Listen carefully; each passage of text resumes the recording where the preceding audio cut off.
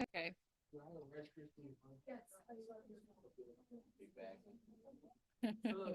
Have you ever tried the Rice Krispies with chocolate chips in it? Yes. Can't really taste them. Like extra big bag, but they're pretty good. Last night, at Dave's Hot Chicken, I had 2 sandwiches, cheese fries.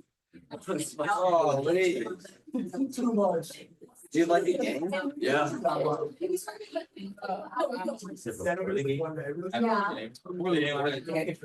the game, I had Jimmy John's. Then for lunch at school, I had Chipotle. All right, guys, we need to do the last example of last time's packet. Okay, so it's this one. I was sitting 90 last night. It was so cool. I was sitting 90. Yeah, I don't know what that means. My average pitch speed was 90. That's it. What do you mean that's it? What is like a good pitching? But I think average. Like for a high school. Average was 87, 88. And then can't like the pros, they can be like 90 or like even maybe 100 or no. Some of them were like 106. Holy crap, that's pretty bad. You add last They're for today's, but you can't do it until after today's. But yes. So then does that mean like? So you don't have a new homework today. It's the same homework. They're just 4 new questions. And that new one, that's like my PR. The social parties. That's old. That's from before spring break. From like a shuttle. Where we were doing like the little sticks. Oh, and then it's like following off down. All right. I didn't actually like I have. Okay, so to be honest, last time we were gonna do this question, but then I felt like I was struggling to keep your attention. So if we could do a little bit better with that today, that would be fabulous. Okay, the rule that we learned last time was that if you take the derivative on an antiderivative, okay, where you have a constant to x, you can do a letter swap. So remember, the derivative and the antiderivative basically just cross each other out, and you would pick f of x. So you would take where the t was and just switch it to an x. Now, looking at that rule that we covered last time, and then looking at your g of x here, what do you notice is like kind of wrong with it? The x is on the bottom. Very good. So your g of x, go ahead and write it up here at the top, just like we did last time. Hello. Hey, how are you?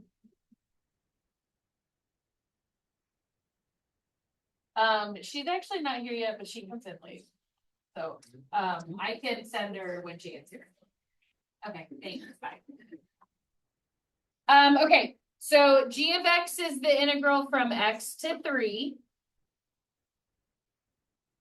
What would g prime of x be if the order is wrong? Do you remember what you do? You just put a negative. So if I want to switch the order of this so that the x is on the top, I would just have to put a negative.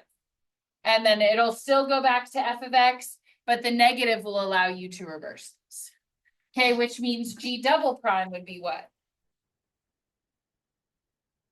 Negative f prime of x. And then remember, when you're working questions on this, an integral, you would be evaluating the area. Regular f of x would be the y value. And then f prime of x would be the slope. Okay.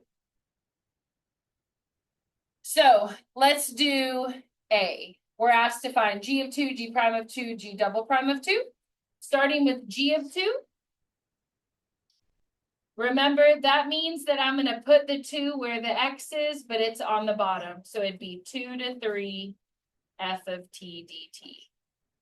And then on your graph, I want you to only shade from 2 to 3 and then calculate that area. So 2 to 3 would be here to here. Shade that little piece. We see it's a triangle. 1/2 base times height, what would that area be? 1/2, 1 times 2, which would be 1.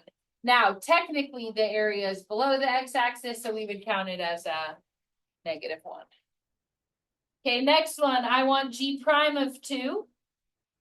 But we know that g prime is really what? Not the y value, the negative y value, right? So it's negative f of 2. And then I would go to my graph, find f of 2, but don't forget to multiply the negative in. Now, in this case, what is f of 2? 0, so -0 is really still just. Okay, but if you did get a number times the negative. Okay, g double prime is negative f prime.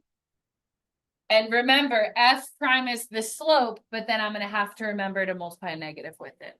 So go to 2 on your graph. And I want to calculate the slope. Remember, they can only ask you to count rise over run if it's linear. So I'll use these 2 points right here. What is my rise and my run for that? Down 2 over 1 would be -2 over 1. Would -2 be the correct answer? No, because it's negative times -2, which is a positive 2. Okay, do we feel like we can do that? All right, let's skip B and go to C. Okay, I want G to be increasing and concave up. Increasing, is that a question for G, G prime, or G double prime?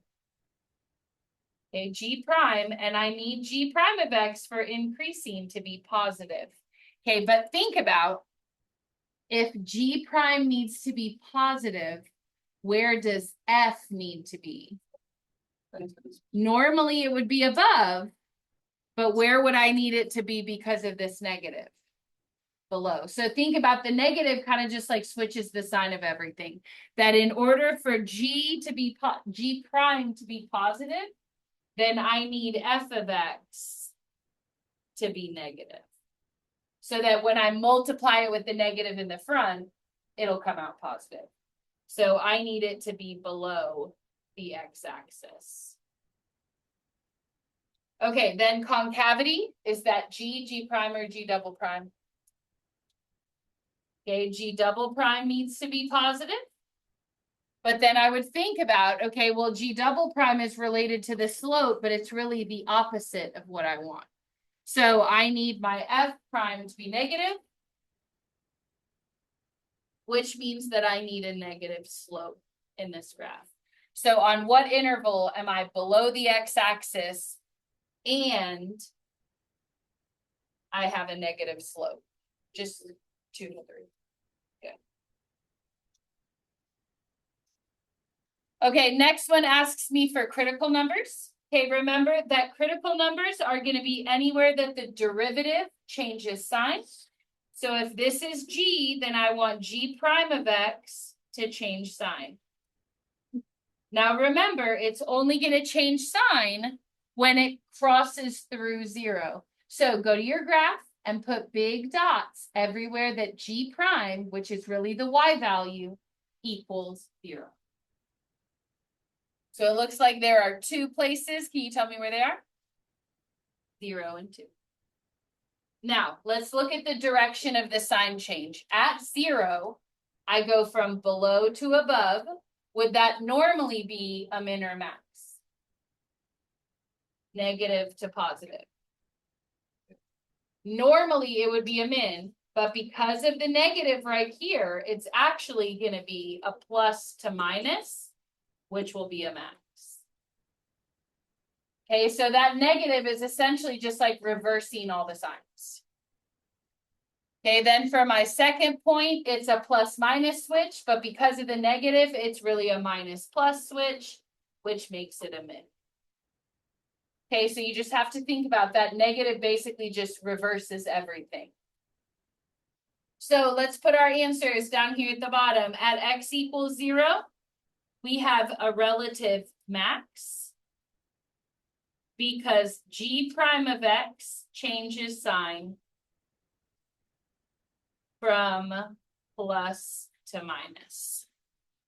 Even though the graph goes minus to plus, the negative reverses the order. And then at x equals 2, we have a min.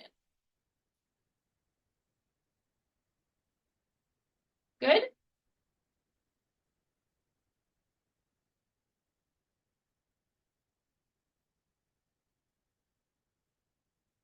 Okay, then we're gonna skip D and go on to E. We want points of inflection.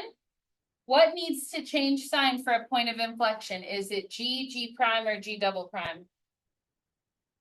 Double prime, and what feature is G double prime on this graph?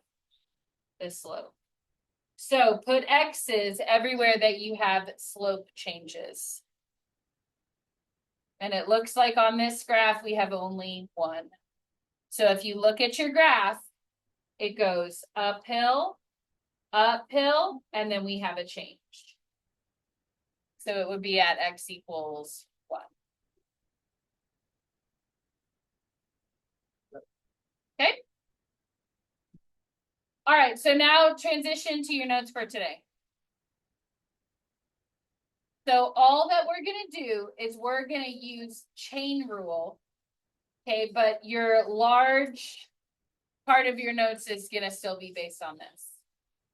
So up here at the top, put d dx integral ku f of t dt. Okay, so look at the old one, look at the new one. Okay, here's the difference. If it's chain rule, instead of your top being an x by itself, your top is going to have an x in it, but it'll also have other stuff. So I want you to put a little note here that u equals an x expression. Okay, so it could be like a 3x plus 5 or a 10x or whatever, but it's not just an x alone. Okay, you're going to still take the u and sub it in. So it'll be f of u. You'll take that endpoint, plug it in, but then chain rule says you have to multiply by u prime. So whatever that endpoint is, you would just multiply the derivative. I'm going to put it in the front, but a lot of times for chain rule, we would multiply it to the back. Okay, so let me show you how this works. Hopefully it's not too hard. Look at the first one. I'm taking the derivative of an antiderivative. Those are going to cross out. But I'm going to take my 6x and plug it in where the t is. So now instead of secant t, it's secant 6x. Then I'm going to take the derivative of what I plugged in and multiply it to the front. So if it was a 6x, what's the derivative of that? Then I just put a 6 in it. Okay, next one. I'm doing the derivative of the antiderivative from 1 to 9x squared. So these would cross out. And my 9x squared is going to jump into the t spot. So now it'll be square root 2, 9x squared plus 7. But notice my equation's not changing. I'm just subbing the t out and subbing the 9x squared in. Okay, then what would I need to multiply by for chain rule? This is a 9x squared. What's the derivative? 18x. Very good. Now, for delta math, I didn't give you a whole new homework. I just put 4 questions at the bottom of the one from last time so that when you're working on it, you don't have a new one. But it will not let you leave it like this. What is 2 times 9x squared? So you will have to, like if it has a multiplier like that, go ahead and do it. Okay, but that would be right. Okay, take a look at the next one. What are we going to replace the t with? What expression of x are we going to replace the t with? The 2x. But because it's on the bottom, I'm going to have to apply a negative to the front to reverse the order. So it's going to be 4 cosine 3 times 2x. But then I'm going to apply a negative because it was in the wrong order. Okay, then chain rule says if you didn't plug in just an x, you have to multiply the derivative to the front or the back.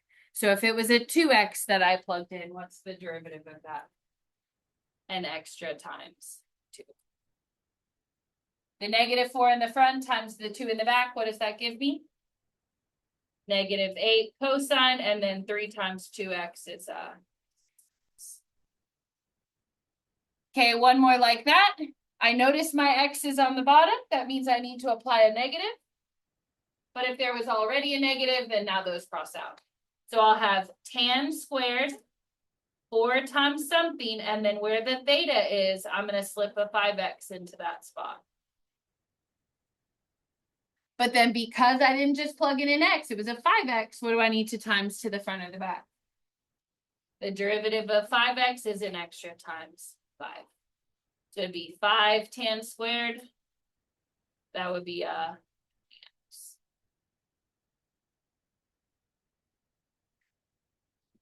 right, go ahead and take a look at the next question. You have an integral from 1 to 2x of 6t plus 7 to the 4th power. Okay, first thing you're asked to do is to take the derivative. Well, then what do I do with my 2x? Put it into the t spot. So it's going to be 6 times 2x plus 7 to the 4th power. Anything else? Multiply by a times 2 in the front. Very good. And then 6 times 2x, we can simplify that. That would be a 12x. So it'd be 6, 12x plus 7 to the 4th.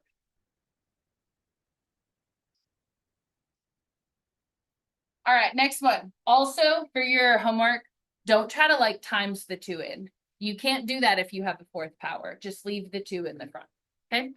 Now we're finding the second derivative. Okay, this is pretty old school, but how do I take the derivative of 2, this to the 4th power? Do you remember? Power rule, but you have to also do chain rule. So you do 4 times 2. What's that? 8 in the front. And then you're going to drop the power by 1. So your 4th power would now be a 3 power, and then you have to multiply the derivative of the middle to the back. So 12x plus 7, what would your derivative be? Times 12. And then remember, the 8 and the 12, you can times those together. So 8 times 12, that would be 96, 12x plus 7 cubed. Okay, so to take the derivative of the antiderivative, you're doing fundamental theorem. But then taking the derivative again, that's just regular chain rule that you already know how to do. Okay, go ahead and turn the page.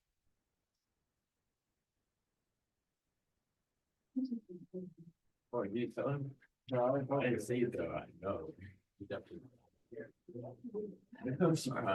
All right, go ahead and skip the next page and go on to the free response. I thought they were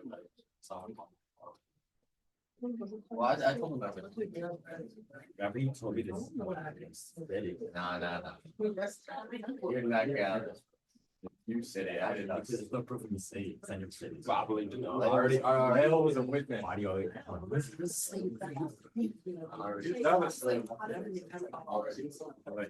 stand by them.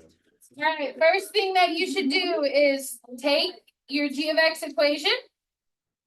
Okay, notice that g of x has an integral in it. And then our graph, it says this is a graph of f. So I have a graph of f of x here. But they're asking me questions about g. So put your relationship up there in the top corner, and then take the derivative, then take the second derivative. Okay, this is what we just did. So if g is an integral, and I want to go to g prime, what am I going to swap out? T will turn into a what? Not just an x, a 2x. So my 2x will go here, and then I'll have to times by what? 2. Okay, now we're going to take the derivative again. This is a regular f. What's the derivative of regular f called? F prime of 2x. And then the derivative of 2x means I'm multiplying an extra 2 to the front. What number will go there? It already had a 2 and I'm timesing another 2. So now it's a. Okay, let's do part A. So once you have this set up, we're ready to plug in numbers. I want g of 1, g prime of 1, and g double prime of 1. Let's start with regular g of 1. I would take the 1 and put it into where the x is. So if this x turns into a 1, I have to double it because of the 2. What is my actual integral going to be from? 0 to 1 or 2? Thank you. Okay, the reason it's 0 to 2 is because you're plugging a 1 into that x spot, but then you have to double it. So 0 to 2 f of t dt. Shade 0 to 2 on your graph. 0 to 2 would be here to here. We see that's a triangle. So 1/2 base time type. What would we get? My base is 2. My height is 2. So 2 times 2 is 4. Cut in half is 2. Okay, now let's do g prime. Now remember, this is the equation for g prime. Is it's double whatever f of double x is. So it's going to be 2 multiplied by f of 2 times 1, which is what? 2 times 1 is 2. So then on the graph, I'm going to pull the y value at 2, not at 1, even though I'm plugging in a 1, because it turned this 2x into a 2. So then f of 2, I see my y value happens to be a 0. And 2 times 0 is 0. Okay, next one I want is g double prime of 1. Look at your formula over here to the side. We know it's going to be 4 times whatever f prime is. Specifically, it's going to be f prime of 2. Because remember, when I plug in the 1, it times by the 2, we're looking at 2. So right here, count your slope. Remember, it's just rise over run if it's linear. So my rise over run here would be down 2 over 1. So 4 times -2 gives us -8. Questions on that? All right, go ahead and do the next 3. So you're going to do g of -2, g prime of -2, and then g double prime. Okay, so go ahead and do those 3.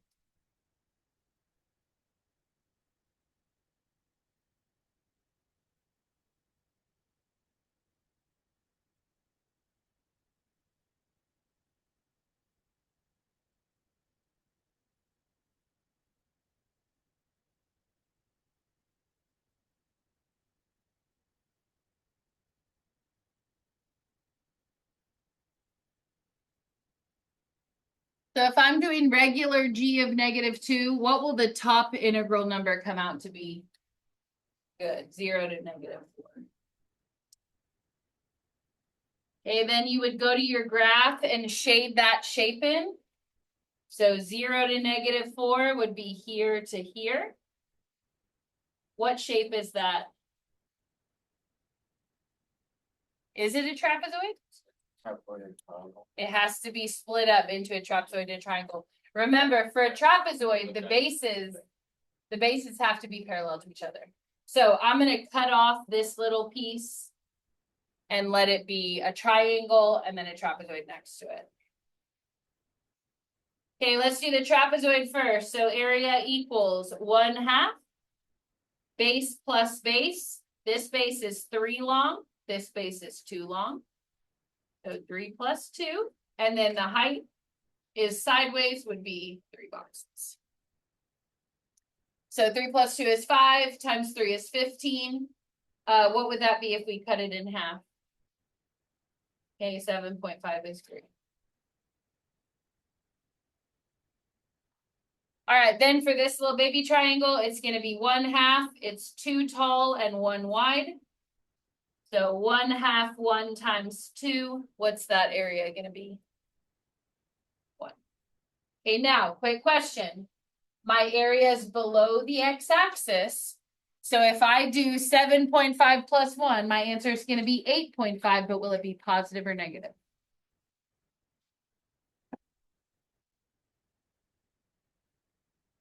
Okay, so normally it would be negative because it's below the x-axis, but it's gonna be positive because why? Look at your endpoints.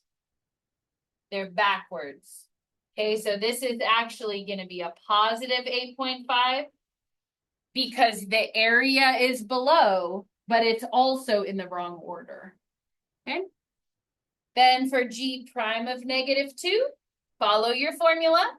We know that g prime is double the y value. So it'll be 2 times f at what number? -4. And then go to your graph at -4. We know this is the y value. -4, my y value is a -3. So if I do 2 times -3, that's -6. G double prime is 4 times f prime. And remember that f prime is going to be the slope. So if I count the rise over run of this little line segment here, I'd have to go up 1 and then run 1, 2, 3. So my slope here is 1/3.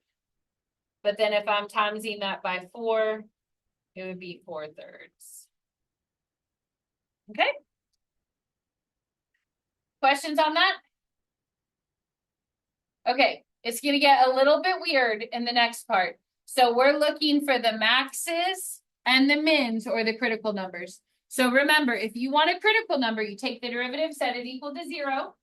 So I want to know where my g prime of x equals 0 and changes sign. So can you go to your graph and put big circles where it passes through the x-axis? Okay, what 2 places does that happen at? 0 and 2. Okay, for 2, I want the answer that I get. Okay, let me try to explain this. I want the sign change to happen at 2, yeah? But whatever x I pick, I'm going to have to plug it in to a 2x. So I need to pick an x so that after I double it, it's going to have me looking at 2 on this graph. What x would I pick? 1. So put x equals 1. And now let me explain that one more time. The reason I'm picking 1 is because when I plug in 1 to the 2x, I'm going to really be looking at 2, which is where the sign change happens. Now for 0, what would I have to pick so that when I double it, I still get 0? It would still be 0. Okay, then out of those 2 numbers, what type is 0, a min or a max? Look at the direction of the sign change. Okay, 0 is a relative minimum because g prime of x changes from negative to positive. And then at 1, we know it's a relative max because g prime of x changes from positive to negative. All right, next we're looking at points of inflection. Okay, points of inflection, what do I need to change sign? G prime, or G double prime? G double prime. And what feature is G double prime in this graph? The slope. So put x's everywhere that the slope changes direction.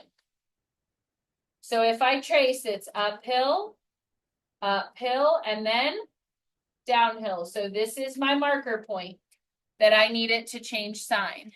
But if I want the answer to be 1, what number do I need to give so that when I times it by this 2 in the 2x, it comes out to be 1? 1/2. So x equals 1/2 because. So essentially we're having to take the 2x and divide by 2 when we give our answers. Okay, next question says average rate of change. You have a formula for this. Okay, remember average rate of change, or AROC, is going to be y2 minus y1 over x2 minus x1. So if I'm doing it for G, it would be G of 1 minus G of -2 over 1 minus -2. And then remember, 9 times out of 10 on the AP test, you'll have already found these numbers. So look back at part A. What was G of 1? Regular G was 2. What was G of -2? 8.5. And then 1 minus -2 is really going to be a 3. So that'd be -6.5 over 3.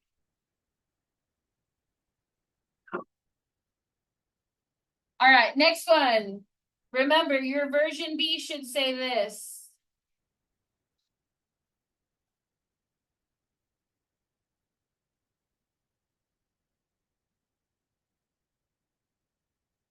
Okay, remember, f of B is the one that you want, and f of A is the one that you already have.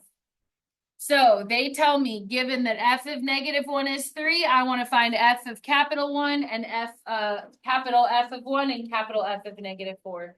Let's do 1 first. I want capital F of 1. What was I given that I already have? Capital F at -1. And then when you add your integral, you want to go from what you have to what you want, which would be -1 to 1. Okay, then remember, they gave you this. You already have it. What is f of -1? The answer should be 3. And then where are you going to get the answer for this integral part right here? If you have the graph of f and you're integrating, it would be the area. So go -1 to 1. How much area would you be shading from -1 to 1? Make sure you go from -1 all the way to +1. But if one of them's top and one of them's bottom and they're the same, it'd cancel out, it'd be 0. So it'd be 3 plus 0, which is 3. All right, go ahead and look at f of -4. Set that one up for me. So we found f of 1. Now we're finding big F at -4. Okay, set it up using your version B of your formula.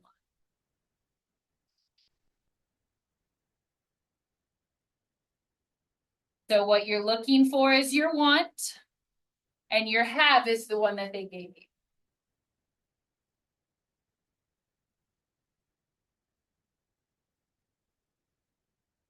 So it should be this.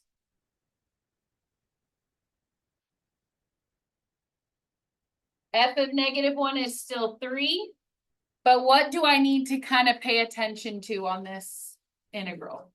It's in the wrong order. So from -1 to 4, which shape is that? I already found the area.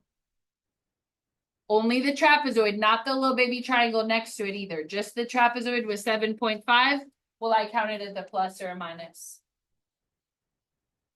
It's backwards, but where is the area? Below, so it is going to actually count as a plus. Make sense? All right, last one.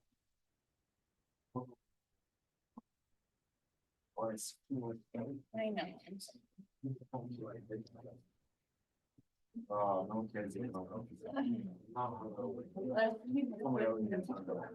Joe. Yeah, school without. If I did drink, what I drink on Tuesday night. Because they're celebrating some baseball. You play baseball, you play too. All right, so your g of x, notice this one's a little bit weird, but you're going to work it out mostly the same. So we want the integral from 1 to x divided by 2. Okay, and I'm a little bit going to change the way that that's written. instead of putting an x over 2, I'm gonna put a half x. Okay, but that's really the same thing. It's just kind of how you write it. Okay, and then f of t dt, and then what does it say behind that? Plus 3. Now notice the plus 3 is not inside the integral. Okay, it's separate. So I'll calculate the area, then I'll add 3 to it.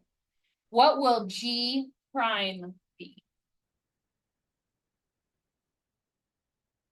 So what does my rule say? If I'm taking the derivative of an antiderivative, I would just take the 1/2 and pop it in right there, right? So now instead of an f of t, it's f of half x. But then what do I need to times to the front because of chain rule? 1/2. And what happens to the plus 3 when you take the derivative? Goes away. So we don't have to worry about the plus 3 and f prime. Or sorry, g prime. What about g double prime? What will the derivative be? F will go to f prime. Remember, my core stays the same, but then I have to times another 1/2 to the front, and I already had a 1/2, so what number's in the front? 1/4. So rather than doing A and B, let's just do B. So we're gonna find G of 8, G prime of 8, and G double prime of 8. Now remember, when I plug in the 8, I'm plugging it in to where the x is. So if I put an 8 here for this x, what will my integral be between what numbers? 1 and what? 4. So my integral will be 1 to 4 f of t, and then don't forget to plus the 3. From 1 to 4, I see that I'm shading a triangle. Calculate the area of that for me real quick. My base is 1, 2, 3. My height is 2. 1/2, 3 times 2 is 3. So it'd be 3 plus 3, which is 6. Okay, G prime of 8. That means I'm finding half of the y value. But when I plug in my 8 to the 1/2 x, where am I actually going to be looking at? F of what? Of 4. Because I have to remember, I'm plugging in an 8, but there's a half with it. And then f of 4, look at your graph. Yeah, I do see that that's really half of 0, which is 0. G double prime of 8 will be 1/4 of whatever f prime is. But when I plug in the 8 with the half, now it's a 4. And then you would calculate the slope. So if I rise over run this, what would it be? -1. And then if I do 1/4 times -1, it'd be -1/4.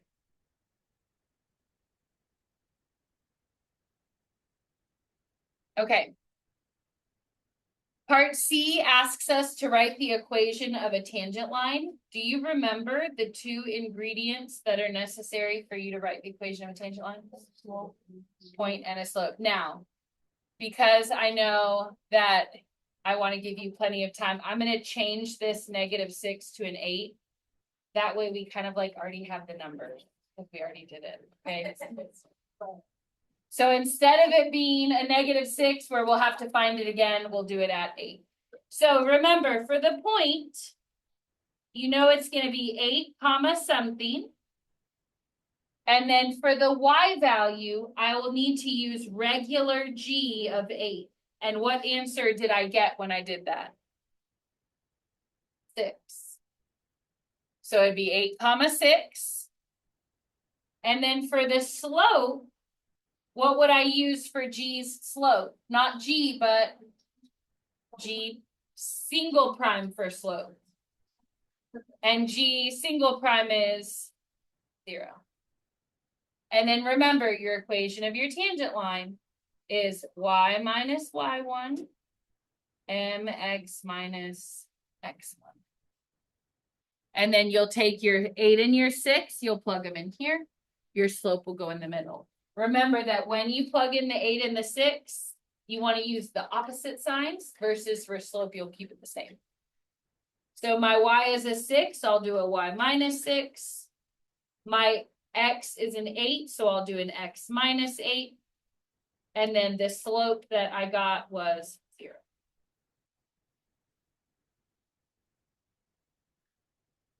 Okay. We want relative extremum. That means mins and maxes. Put marks on your x-intercepts and determine whether they're mins or maxes for the graph of G. Remember, this is the graph of F. We're trying to find mins and maxes for G. What type will -3 be? A max? What type will 1 be? Min. And what type will 4 be? Okay, now, this is where it's a little weird. Remember, whatever x I pick, I'm going to have to cut it in half so that it ends up in those spots on the graph. So if I want to pass through at -3, what x do I have to give so that when I cut it in half, I'll be at -3? -6, very good. So x equals -6, and then let's go ahead and do the other max. We want it to come out to be at 4, then what x will we have to give? 8. Okay, those are relative maxes.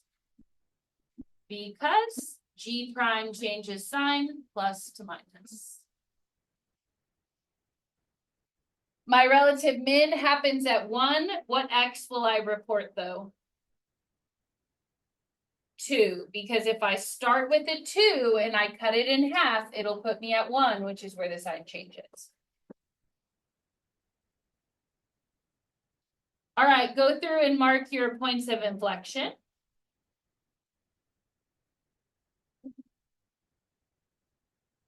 Points of inflection are going to be where G double prime changes sign. And what feature is G double prime on this graph?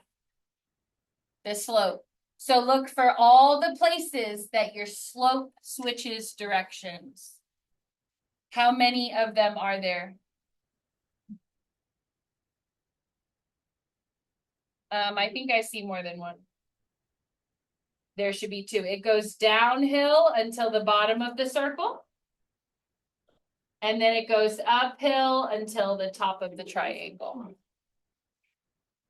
Okay, now when you report your points of inflection, you need to give me an x so that when I cut it in half, I end up at those x's. So if I want to end up at -1, what x should I really give?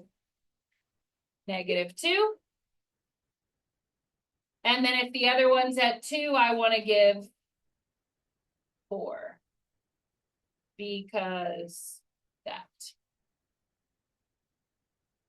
All right, last question. Let's just find one of these.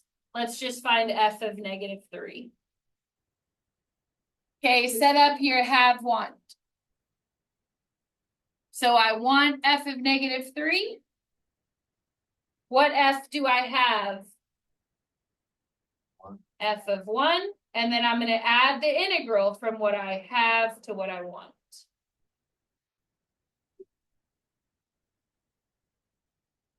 Capital F of 1 was given to me. We already know that that's a 6. And then how will I evaluate this part? If I want to integrate f between those numbers, I'll calculate the area. So from 1 to -3, what shape are we shading? The circle. And remember, the area of a circle is pi r squared.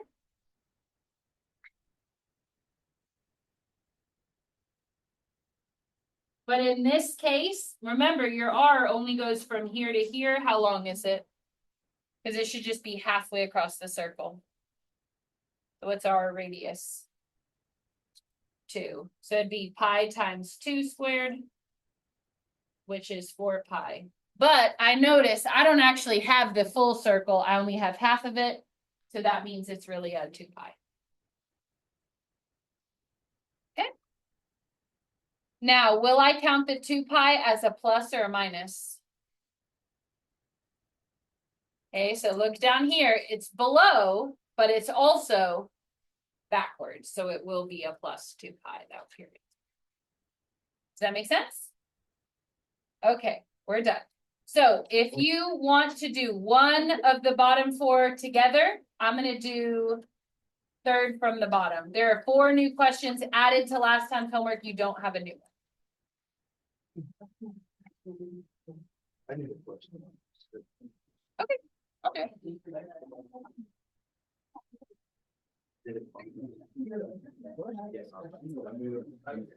Isaac, where have you been? Oh, okay. Yes, go ahead. You did the new questions too? Yeah. Okay, nice. Yeah. Are you cold? I'll turn it off. Uh-huh. Okay, so yesterday. Oh. Who was I already setting? Barrett? Yeah. Okay. I didn't- Yes? Unless on YouTube already. Yesterday. Uh-huh. I think I put them on. School of G. Did you look? I just remember. Okay. Yeah, they should be on there, but if they're not, just tell me. All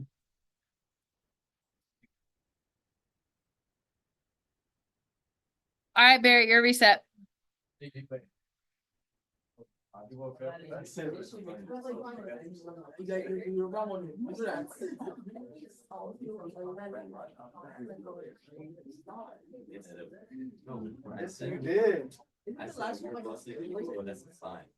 It's the same homework as last time.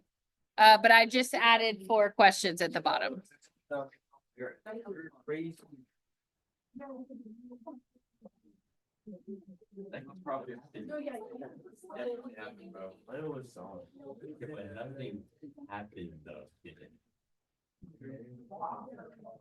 right.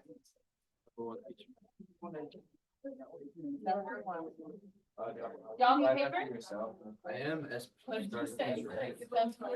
Rude. No, I'm not saying you are. I received it as a present. You want a paper? Well, that's one way too. Okay. Little scratch paper? We're on the, and we're on the third to bottom.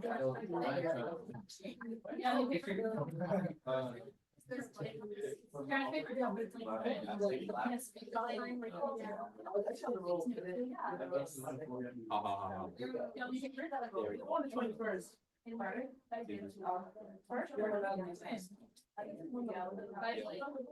I said I can't believe you said that long. I don't like the apple.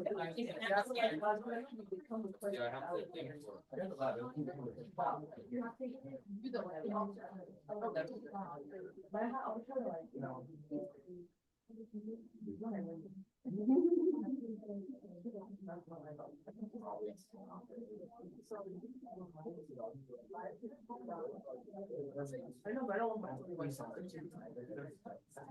log into your account.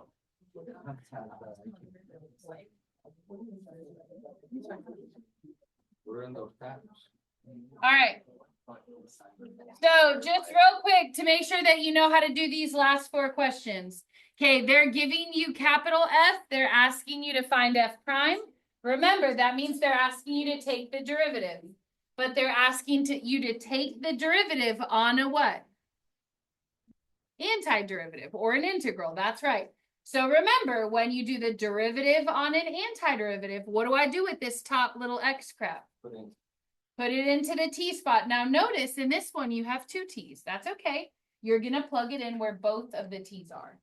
So I'm going to do f prime of x equals 1 over, and then in this spot and this spot, I'm going to plug that 3x to the 5 into both of those. So now it's a 3x5 squared plus 2 times 3x5 to the 6. So where each of the t's were, they got swapped out for a 3x5. Now, before we go on, you can't leave this like this.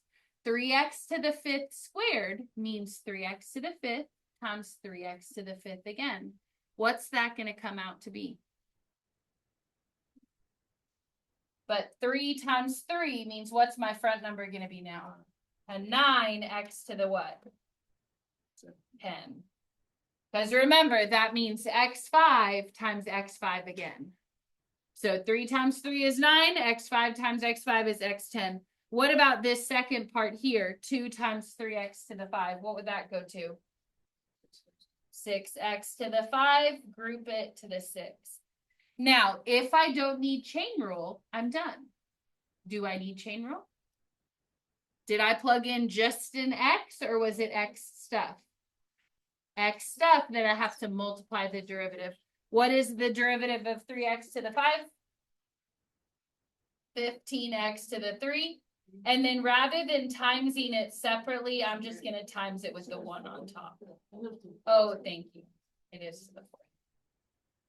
So it'd be 15x to the 4 and then over that. Okay? All right, you have about 40 minutes. So let's try to get some stuff done. Let me know if you need any help.